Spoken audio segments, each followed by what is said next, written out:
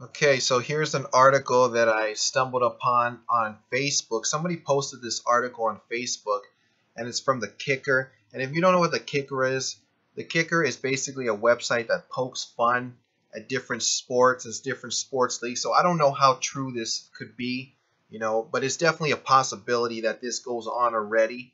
Okay, I don't know about the 10 million bonus. That's quite a bit of money to give each individual ref, but just something to think about. Just a random article that I saw.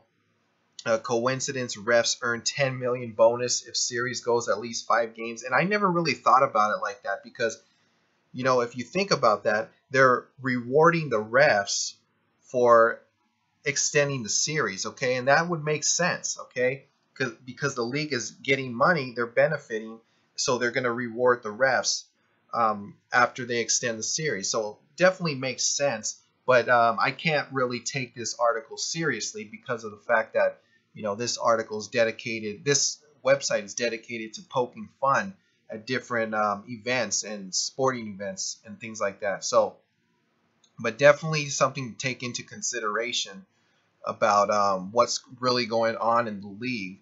Okay, but the fact of the matter is, they did extend the series. Okay, they did win one game. Okay, and I didn't understand why a lot of people thought Cleveland wouldn't win a game. Okay, I don't know about them winning the championship. Okay, but I'm not ruling that out. But winning one game, they had to win one game. Okay, because there was just too much money circulating around Golden State that you know it would benefit the league for Cleveland to win one game. They had to win one game. Okay, so uh, did the refs decide the outcome of Game 4? The internet thinks so. So the truth of it is, and what's pretty easy to see is that by the Warriors going back home, the owners for Golden State are going to make more revenue. Okay, and that's just common sense. Approximately 11 million. I'm assuming it's going to be way more than that. Okay, because they're going to fill that stadium up. And that's just easy to see. The Warriors owners are going to make so much more money by going to Game 5, okay, as well as the league. And it works out for everybody, really. Everybody is benefiting by it going to a Game 5 in the long run. So I just thought that was interesting to note. But now that I'm reading a lot more about it, a lot of people are expecting Cleveland to come back. Okay, and I'm not gonna rule that out. But a lot of people are starting to wake up, and it seems like people are starting to tweet about it more and more and more now. Okay, and I'm reading some of these tweets, and this one caught my eye. This one caught my attention by David Aldridge, which works for the league, okay, the NBA TNT, okay. Wait, I thought the refs were fixing the game for the Cavs, but then Green should be out of the game with two techs. I am so confused. Tinfoil, hashtag tinfoil, tinfoil hat. Okay, so what he's doing here, he's basically mocking that he's mocking the people that are trying to put out the truth, mocking the fact that the games are rigged, okay, and that was a tweet by David Aldridge. Okay, so he knows the games are rigged. Okay, but he ends up putting this tweet out anyway. And then you got Dick Vitale, and then some of these other people. But that's the one that really caught my eye, was the one by David Aldridge. So the point is that a lot of people with status, authority, are putting out tweets like this. Okay, so that is what concerns me about Cleveland coming back, because there's a lot of people that think it's rigged now, that Cleveland's going to come back and do this incredible thing, which, like I keep saying, I'm not ruling it out, but that's very concerning because you never know. They could change it up now, and whatever they do remains to be seen. Okay, so, but I do think that obviously it was rigged for Golden State to lose Game 4 because they would make so much more money to extend that series, and I just didn't see them getting swept Cleveland getting swept because of the money issue.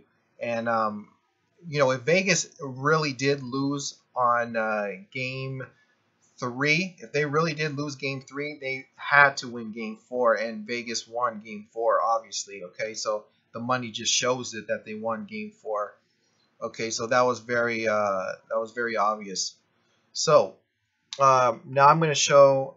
Oh yeah, pregame.com.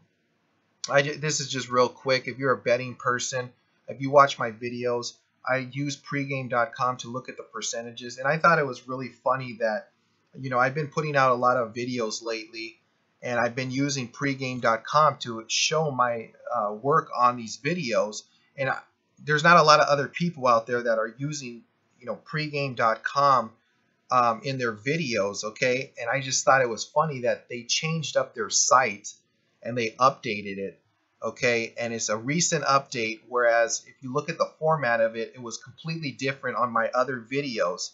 So like I said in my previous videos, my past videos is that they like to put out these percentages to confuse people, okay? So you have to really take it with a grain of salt.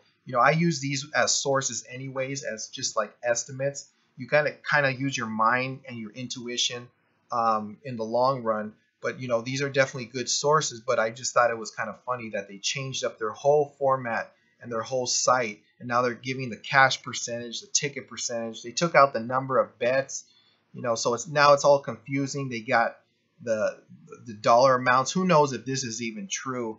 What they're putting out for these dollar amounts wagered on the team. So definitely take it with a grain of salt if you're using pregame.com. But it's harder to navigate now, and it's just so much more confusing. They got these pie charts and stuff like that. So another site that I like to use, that I've been using for years, is Scores and Odds. So if I like to look at real simple sites, giving the percentages, and then I use them as sources, and then I estimate and go from there. So you can try that. Just go to Las Vegas Odds and keep it real simple. So that's all I wanted to point out in my videos. So I might be using this in some of my future videos just as estimates. So we'll see what happens. I wish they wouldn't have changed up that site though, but who knows? It's funny that it happened now that we're starting to expose these rigged games, these rigged sports. Okay, so I'll be back with another video. Thanks for watching my videos and sharing my videos as well. And I'll be back with another update on the game coming up on Monday. So comment, rate, and subscribe, and I'll see you then.